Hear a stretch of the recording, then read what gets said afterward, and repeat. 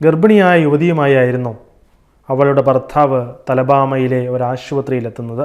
അടിയന്തരമായി ഒരു സിസേറിയൻ നടത്തി കുഞ്ഞിനെ പുറത്തെടുക്കുക മാത്രമാണ് പരിഹാരമെന്ന് ആ ദമ്പതിമാരോട് ഡോക്ടർമാർ പറഞ്ഞു. അങ്ങനെയായിരുന്നു 26 ആഴ്ച മാത്രം വളർച്ചയുള്ള ആൺകുഞ്ഞിനെ ഡോക്ടർമാർ പുറത്തെടുത്തത്. അന്ന് ജീവനോടെ ലഭിക്കുമെന്ന് യാതൊരു ഉറപ്പുമില്ലാത്ത ആ കുഞ്ഞുമായി 400 ദിവസങ്ങൾക്ക് ശേഷം മാതാപിതാക്കൾ ഇന്ന് ഭവനത്തിലേക്ക് മടങ്ങിയിരിക്കുകയാണ്. 2024 ജൂൺ 6-നാണ് റോമൻ്റെയും കാർലിയയുടെയും ജീവിതത്തിൽ ഇത് സംഭവിക്കുന്നത്. സിസേറിയൻ വഴി അവരുടെ കുഞ്ഞിനെ ഡോക്ടർമാർ പുറത്തെടുത്തപ്പോൾ വെറും 1 പൗണ്ട് മാത്രമേ തൂക്കമുണ്ടായിരുന്നുള്ളൂ. അവർ അവന് ബാരറ്റ് എന്ന പേര് നൽകി.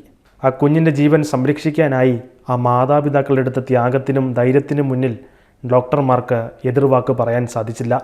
അങ്ങനെ നീണ്ട 13 മാസങ്ങൾക്ക് ശേഷം ബാരറ്റ് ആശുപത്രി വിട്ട് റോമനും കാർലിക്കുമൊപ്പം ഭവനത്തിൽ പ്രവേശിച്ചിരിക്കുകയാണ്.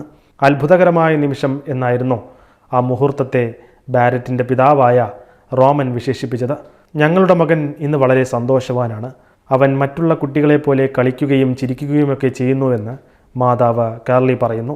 ജനിച്ചപ്പോൾ വെറും 1 പൗണ്ട് മാത്രം തൂക്കമുണ്ടായിരുന്ന ബാരറ്റ് 1ാം ജന്മദിനം ആഘോഷിക്കുമ്പോൾ 18 പൗണ്ട് തൂക്കമുണ്ട്.